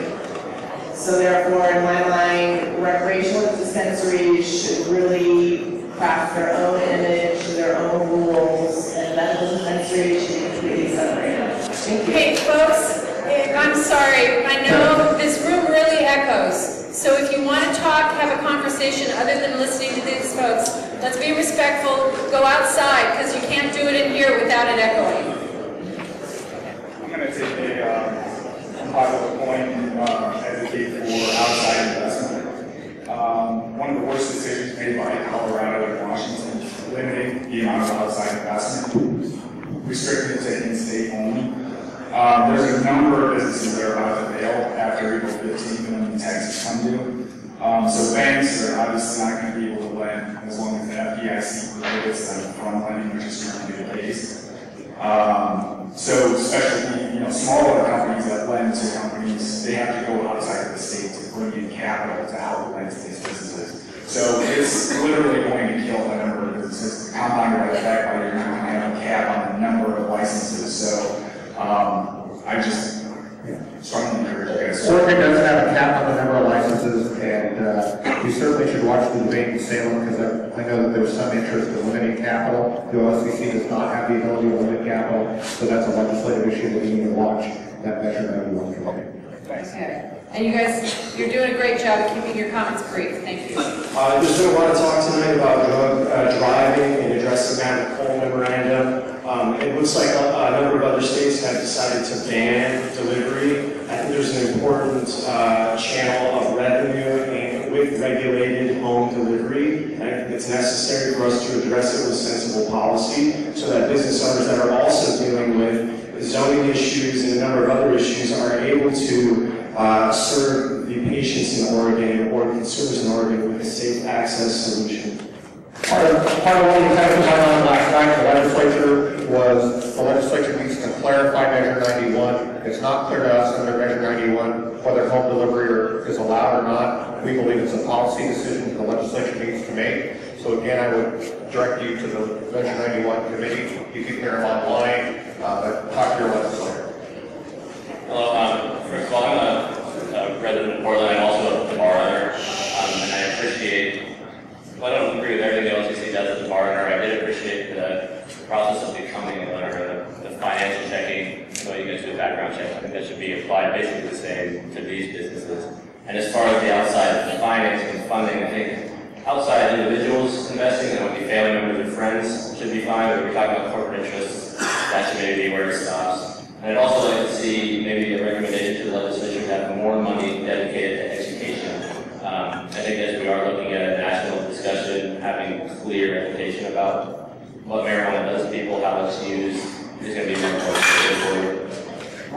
We have a two-part educational mission. We've talked to the legislature about that. We got $350,000 to at least put something in place related to July 1st. We have a two-part mission. One, to educate about those underage, and two, to educate about responsible use. And we believe that we've got to do that as the OLCC. That's our mission. Good evening. Carla Kay, electrical engineer, South Farm Research and Specialized Formulations. I want to thank you all for a great job that I see you guys doing. I love the input that you do with this. I would just like to address the issue of the size of the grow and restrictions on the size of the grow. I believe here in the state of Oregon, and Portland in particular, we know what craft is. And it doesn't matter that Olympia beer produces tons. It doesn't matter the Schmitz. It doesn't matter. Who cares what they're all producing? It's crap. I don't drink, and I won't let Rainier in my refrigerator, nor will I let shitty pot in my house. And so here's the deal. Let's grow big farms, let's grow little farms, let's take it all over. Let's let Oregon make all the money. Let Oregon produce the marijuana that's Miller, that's got all the little guys. Let us go to other states when it becomes legal, and let us sell the Marlboros and the Camels and the Basics to them while we enjoy primo bud.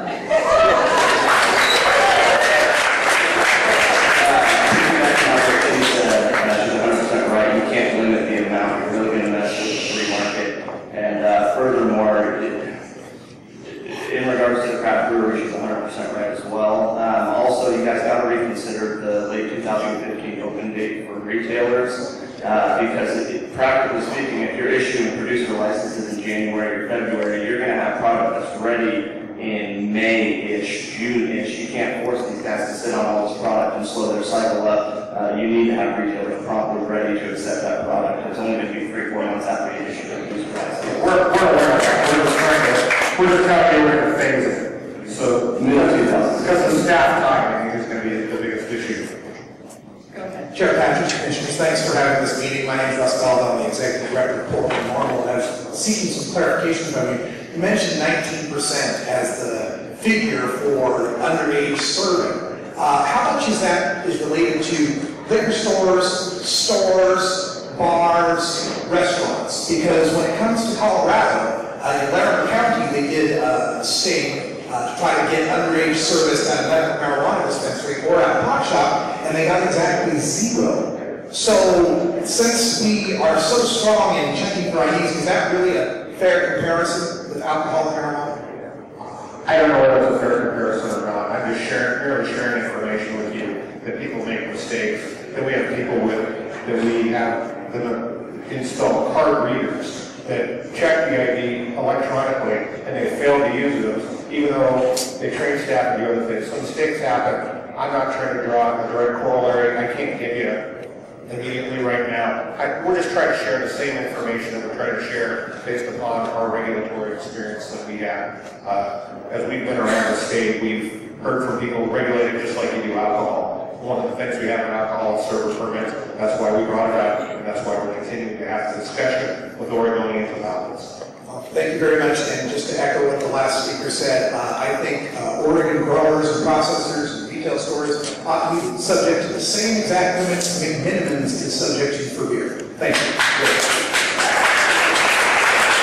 I'm sorry, I'm a little tired of the legislature today, but one of the senators, somebody has to smoke pot with, and maybe those folks are going to be able to come out of the closet.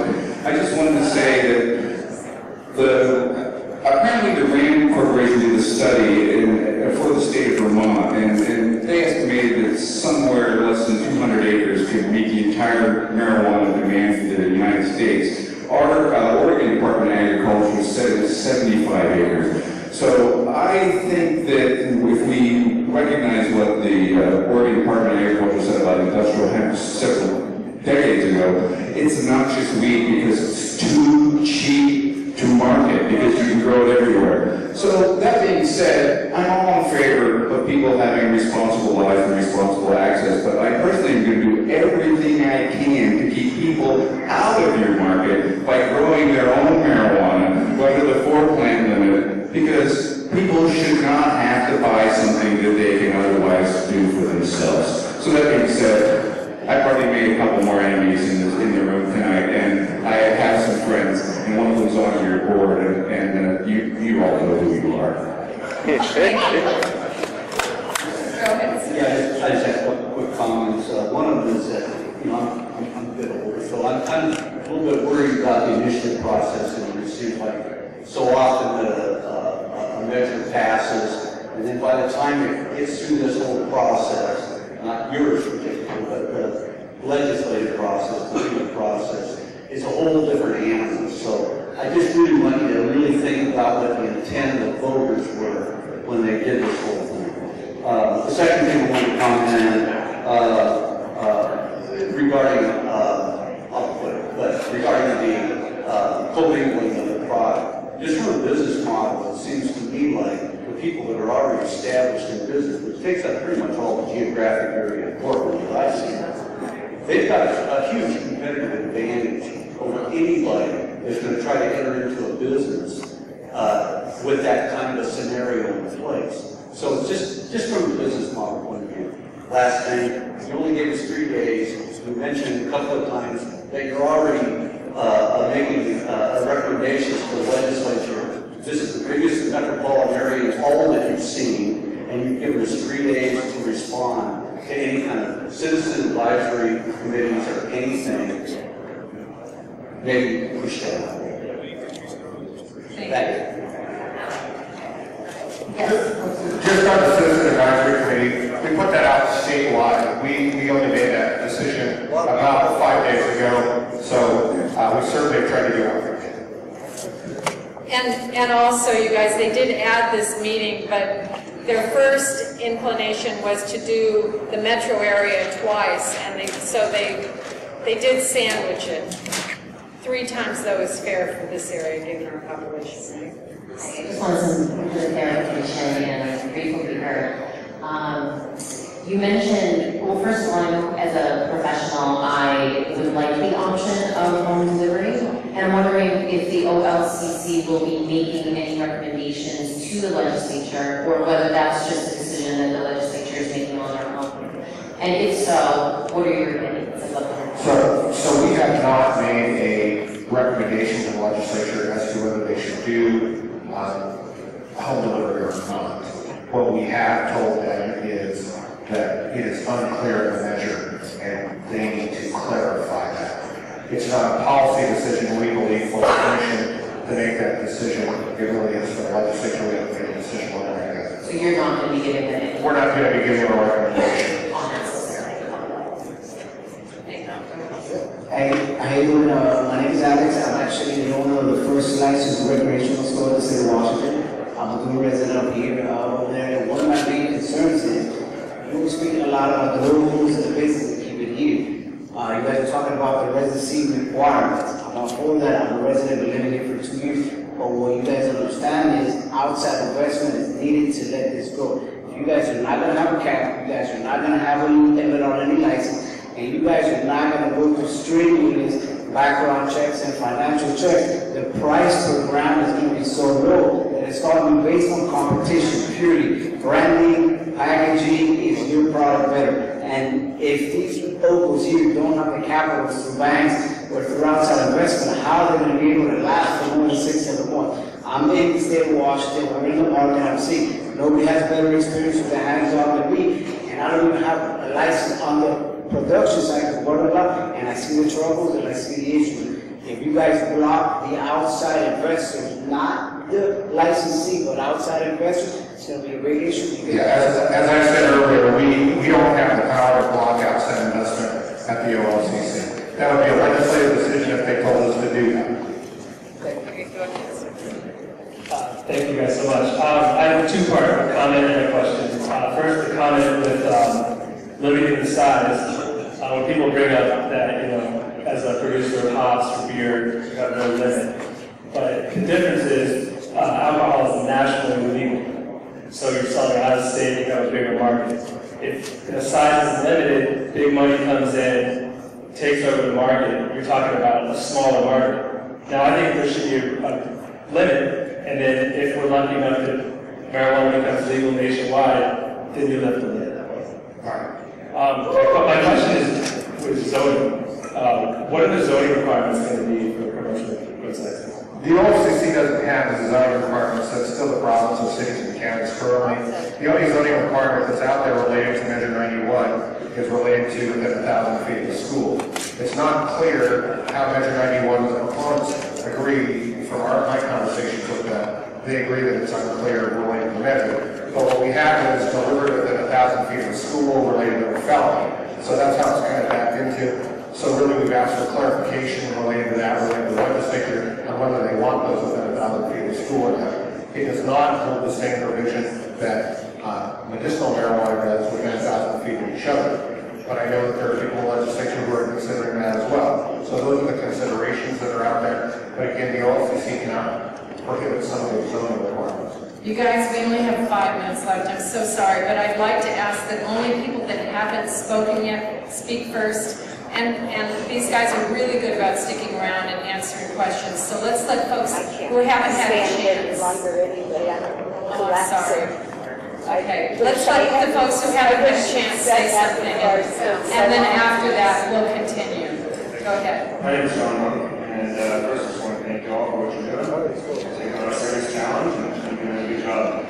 My comment is about the regulation of the grow size and how whether or not it should be regulated, but if you do decide to regulate it, I think you should definitely regulate canopy versus plant order. In order to stay competitive in the black market, if you regulate plant number, you're going to slow down turnover, you're going to pour, you're going to increase electricity on indoor grows in order to keep those plants big enough. And also, if your goal is to regulate the amount of production, you're going to do that with the square footage regulation versus people can grow plants that are huge. You're not going to actually limit production with plant sizes even more big. Thank you. My name is Ken. I'm a owner of Global Beer Farm. I was curious about seeds, live plants, and tissue culture. Would that fall underneath the Oregon Agricultural Commission? Would that be under the Oregon Department of Agriculture, much like authorized foods? At this point in time, we're talking with the Oregon Department of Agriculture about that.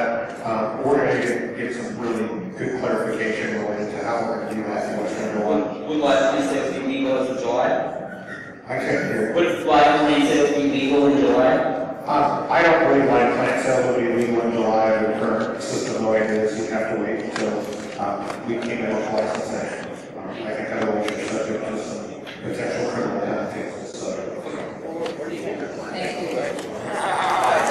We asked the legislature last night, just to help answer your question, because there was a yell out from behind you. We did ask the Oregon Legislature to clarify what the plan is related to whether we're going to assume immaculate conception here in Oregon, or which is what the state of Washington did. The state of Colorado allowed for a limited time seeds and clones to come over from the medical side into the recreational system, to stand up the recreational system. So we've asked the legislature to clarify that as a policy issue. We can't make that determination. Okay, go ahead. My name's Frank on my cards. I don't really give my real name. I'm planning on starting a delivery business. I really don't know what your decisions are, but that's what I'm going to do because there's demand and I plan on providing supply. Now, I'm just providing this as a suggestion. I'm going to do Bitcoin payments, taking Bitcoin to mitigate the issues that are going on in Colorado with having a bank account. And it also gives me a safety it gives me a bit of safety there by using Bitcoin payments. And it also gives transparency. If you were to consider possibly a Bitcoin-based system, you would save the fees from transaction costs. So, vendors would save money, but at the same time, the government would save money also. The transparency could be there as long as the proper system is instituted. That's my comments. Great, thanks for your input. So, Commissioners, we have 5 minutes. Yeah, we'll keep going. We've got 5 more people, so. Is OLCC going to be monitoring and managing the prices of cannabis like they do on alcohol? No. Thanks for being on your guys. My question revolves around the wholesale licensing. Is that going to cover distribution license if someone wanted to transport products up and down the I-5 corridor or got multiple products, different ways? So the transportation issue is going to be an interesting issue for everyone to deal with. Our plan is as part of the seed-to-sale tracking system. That seed-to-sale tracking system, you'll be able to generate a manifest. So it's going to be up to you to determine what kind of transportation. We don't think it should be up to the OLCC related to that. We think it should be up to you as a private business owner. But you'll be able to put together a manifest. They'll have to comply with all the rest of the state laws for transporting commercial products. And then that way if somebody gets stopped or whatever, you'll have a manifest. And local law enforcement jurisdictions will be able to access the OLCC sale tracking system in order to know what's supposed to be there and to verify your manifest. So you guys are going 5 minutes over. I do want to tell anybody who's leaving, make sure you turn in your yellow sheet. Don't think you're going to mail it in or fax it in because then we only get a fraction of that. So take a minute, fill it out, and let us have it back. And you can give it to us, and there's a box by the front door. Go. I just want to say that I am really concerned big picture of having growers and processors having to choose whether they're going to do medical or recreational. And I find it really hard to reconcile that a person dispensing medical marijuana to patients is less licensed and has fewer requirements than somebody doing recreational. In terms of location, employee licensing, growers, testing, and packaging, to have these 2 separate systems, I believe is going to be the Achilles heel of this entire thing. And I am very concerned about keeping them separate. I want the medical marijuana program to stay, to be alive and well and to work, but somehow somebody has got to sit down and figure out the logistics and how we can marry these 2 together and make them work together in tandem with the same requirements for everything from seed to sale. We've got to figure this out because I just don't think it's going to work. Just know that we're involved in conversations with proponents of the venture, we're involved in conversations with grower groups and everybody else, and processor groups and people like that. So we are continuing. Is that what you're hearing, or am I out of left field? Which one? What I just said, that we need to reconcile these 2 programs. There's a lot of interest in reconciling the programs, and I don't know that everybody's going to like some of the solutions one way or the other. Okay. And there's also concern. There are people that... As far as the size of the royalty movement, I think there should be a size on the license. So say a guy can buy 4 producer licenses to grow 4 acres, and it doesn't pan out, so the next year he only pays for 3 licenses. It allows Yet if a guy wants to plant 280,000 acres, he pays $280,000 in license fees. If he can do that, if these locals, So you're talking about a graduated fee schedule, basically yes, but as well as for the producers, because I would really hate to have S.E. Johnson come in and start producing, or processing and buying from all of the growers. So I think it should be scalable for all of them. Thank you. You guys are going to cover these people who are standing in line, and then that's going to be it. In case anybody else is thinking. Hi, Commissioners, thanks for your time. I'm a packaging expert, and I've been talking to a lot of the laboratories that are testing for mold and pesticides and other things. And there isn't a clear packaging program. You guys, I can't hear the speaker. Can you be quiet in that, please? He's standing like 6 feet away from me, and I can't hear because it's so loud. I can get louder. So the packaging concept, when it goes to deliver from the grower to the laboratories, that test is good for 4 months. So keeping the product during that duration in a particular product, a package device, a storage capability. I'm curious if the board is looking at how that should be handled so mold, mildew, and other things aren't growing on the product.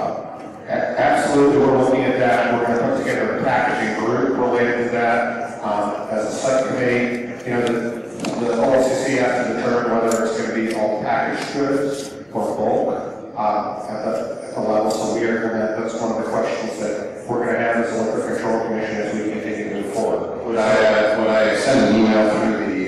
You can, if you'd like to be on that rules advisory anyway. Thank you. This question is for a buddy of mine to get kicked off, but I hope I get it correct. Basically, as a grower, you have to put your address down, and he has a concern about being robbed, because many of his friends have been robbed by have to put your growth site down, and then when people make copies of your cards, we understand exactly what you're saying. That's certainly an issue that's been brought up. The legislature will have to address that issue. That's not something we put in front of them, but it is something that the board, I think, will consider. Thank you guys for your time. So thank you. Thank you for your time. Good evening, thank you. I'm coming from a bit of a different background of here. I'm a licensed massage therapist. I would like to use cannabis-infused topical lotions which do not appear in the bloodstream on drug tests. They do, however, have THC in them. Right. I can currently only get them through my clients who have medical marijuana cards. When it becomes recreational, I would like to be able to buy as a wholesaler. I would also like to be able to charge for my product because it does cost me a little bit more, actually right now significantly more. And I'm sure there are other industries that you need to consider this on how to go about making it fair. So I'm just not a low consumer. Your issue with the R-radar, because there's an interest in some of the people who are producing the product. The use fees is new to us, so please continue to be an advocate for that. Continue to voice your opinion, and we're going to take that down here tonight. But it's certainly a concern that the voice does, but not at the final user level as a licensed massage therapist. So thank you for bringing that up. Great, I sent an email as well, I'll continue. Thank you. Hi, my question was more of like a social issue. We've heard a lot of talks about licensing distributors and retailers and processors and such. But what about recreational consumption areas such as hot bars or clubs? Is the OLCC going to be regulating the kind of licensing system for those facilities? Because it is a social issue and we are going to be in place to go. The legislature is clearly aware of the fact that we do not have the ability to license any kind of hot bars, any kind of social clubs, any kind of private clubs. If people want to have bed and breakfast where they have marijuana or other stuff, we're not able to license those facilities, given the power that we're given by the legislature. We have pointed it out to them that they're going to have to make that policy decision. Thank you. Thank you, Commissioners. Thank you for your time. Questions about taxation. What is the effective tax rate for marijuana? So So it's $35 for flowers or bud. It's $10 an ounce for trim, and then it's $5 per immature plant. That's what it's currently taxed at. It's only taxed at the grower level. That is the lowest marginal tax rate of any of the states that currently have marijuana. Those were prescribed and measured. We prescribe those. Or can we prescribe those?